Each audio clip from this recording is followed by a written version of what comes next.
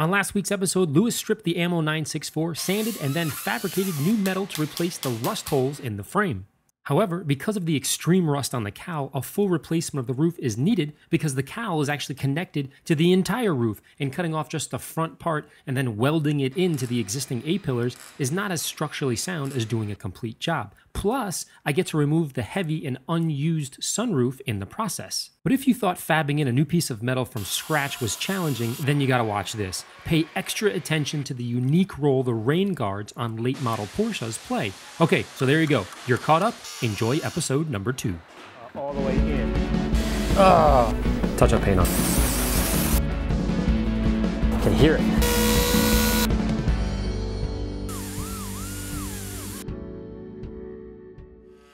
This is Frank Mendish. He's been a metal worker since 1961. He first started at the age of 11 in Portugal. Late in his career, he actually worked in the assembly plant building Porsche 914s, and fast forward 50 years later, I'm lucky enough to have him working on the AMMO 964. Well, step 1 seems rather simple. Grab an air saw and go to town. But there's a bit of a trick, or at least a mistake you should avoid to make life easier on the next steps, just in the off chance you want to turn your coupe into a cab over the weekend. So here's the trick. When Frank's cutting the roof near the rain guard, he leaves about a ½ inch or so between the blade, or the actual cutting part, and the edge of the guard.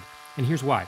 Although the rain guard acts like a water channel, meaning when it rains on the roof, the water doesn't just pour into the open window, which is cool, but ironically, it's actually not the primary purpose of the rain guard. This area is where the body of the car fuses with the roof. Sort of the same idea as a lid and the side of a soup can. So he leaves this extra ½ inch so he can pull it later when the roof is off. More on this in a bit. The ridge, aka the water channel, in reality is just where the two pieces of metal fold over onto each other, holding the roof to the frame. Now, obviously adhesives and welding is done as well, but you gotta think of it this way. Imagine you need to open a soup can, then replace that lid from a different can so that it's obviously not gonna be a 100% perfect match. Then bend the lid and the can back together so no one knows you ate any soup. That's what Frank does, but for a living, just with bigger, more expensive German cans.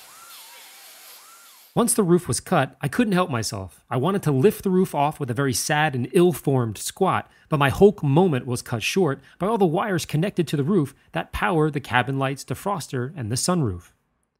To my surprise, the roof is quite light. It reminded me of just a shell. And as it turns out, the car's frame and the roof are two very separate pieces, which I didn't know. After the fun and games and photo shoots were over, I got out of the way as the pace and the complexity of the work increased dramatically. When the roof was physically sawed off earlier, it didn't penetrate the welds from the factory, and the leftover metal needs to be removed before the frame can be prepped. To do this, Frank first needs to find the old spot welds and marks them with a yellow paint pen. Next, he uses a tool to cut or pop the old spot welds one by one to release their hold. With the original welds cut, he uses a hammer and chisel to pull out the remaining old roof metal from the roof deck lid. But watch this part. It's a perfect example of how difficult it would be if the welds weren't first cut with that machine, because he actually missed one weld. This one little piece is not cooperating because it's still actually welded. He tried to use the tool after the fact, but because the piece was so flimsy, he had no way to put downward pressure on it, he had to do it by hand. Can you imagine how much patience you must have to do this inch by inch around the roof? It was absolutely amazing to watch in person. Afterwards, the rear section was shaped and sanded before focusing on the rain rail area. As it was later explained to me, the transition space between the rear deck lid and the rain rails is very important and needs to be super smooth for best adhesion when the new roof is later installed. So Frank spent a great deal of time sanding and shaping both of these transitions. Now onto the rain rails, and this is where it gets interesting. Remember that ½ inch long piece left after the saw? Well, here it is. It might be tough to see, but this area here is part of the original roof that was cut off earlier, while this part here is part of the frame. Notice how the old roof metal is curled up into the frame rail. Frank uses a chisel to release it from this bend all the way around the roof. The extra ½ inch of metal allows him to get a good grip on it as he's pulling and hammering to release it. Here's my actual explanation on the day of the removal. This part here of the car is actually the quarter panel is connected to the top of the frame. when the roof, the old roof or any roof comes on, you lay that on top.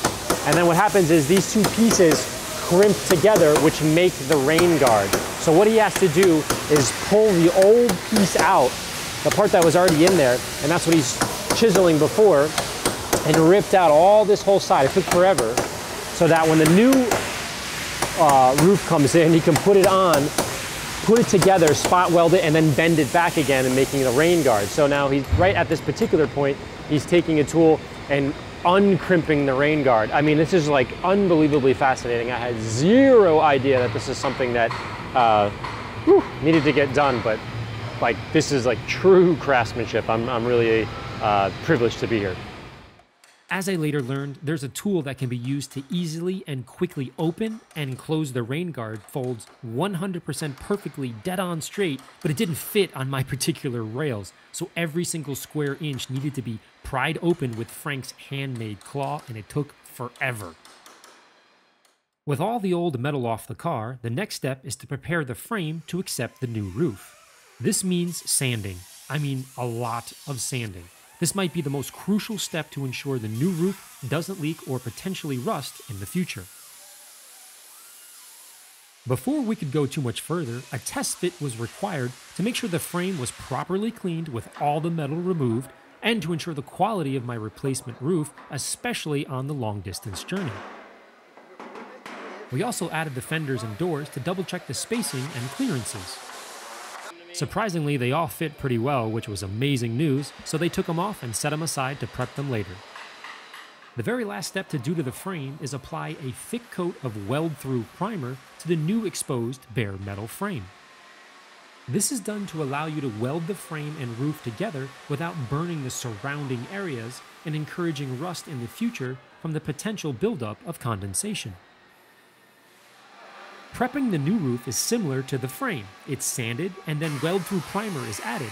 However, another tool is used similar to a paper hole punch, but this one punches metal. Remember a few days earlier when Frank used the drill to pop the old spot welds? Well, now he's working in reverse by creating the holes to weld later when the new roof is on the car. Now that the big moment has arrived, the very last step is time sensitive. Panel adhesive needs to be applied to both the frame and the roof at the same time. While Frank is using a throwaway brush to smooth out the adhesive, Lewis applies a thick bead to the rain rail area.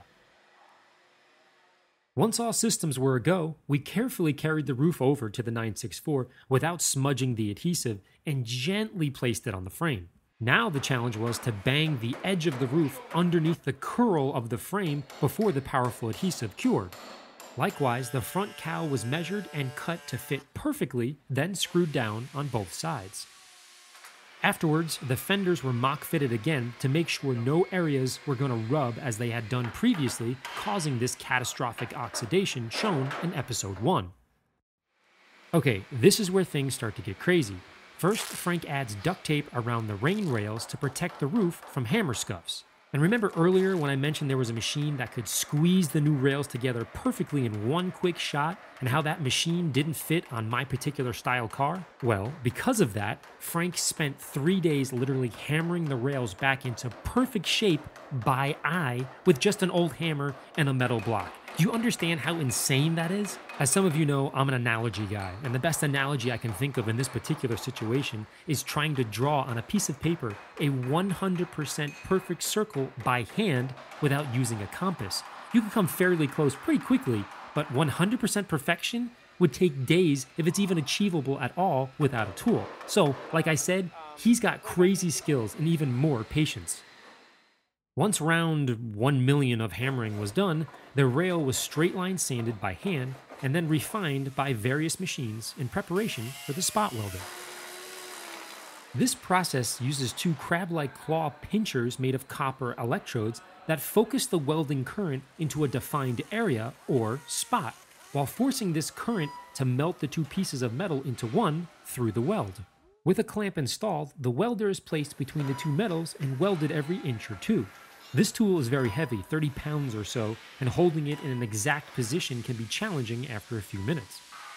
Now the same process is repeated on the rear glass deck on the upper and sides of the roof because there's enough room for this big claw to fit easily.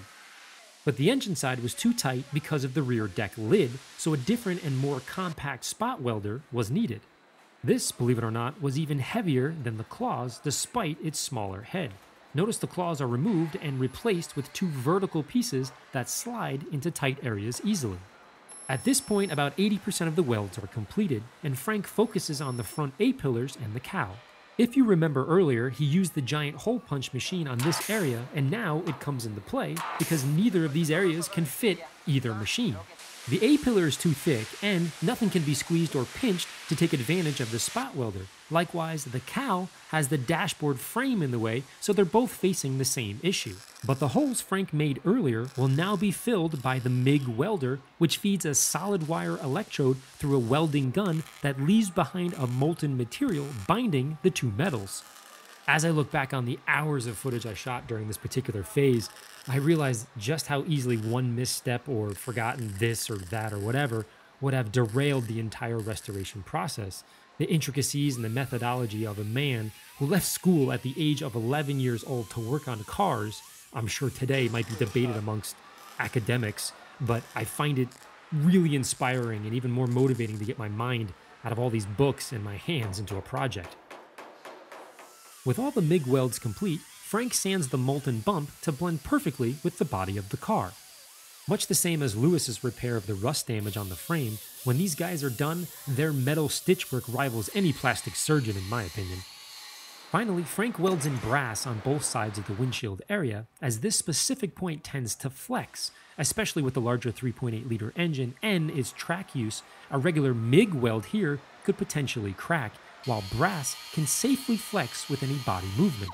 With the new roof installed, it's now time to strip off all the paint. On next week's episode, we'll be moving to a new building across the street to learn the secrets to a concourse paint job. And that, of course, is not the paint itself, but the weeks of preparation beforehand.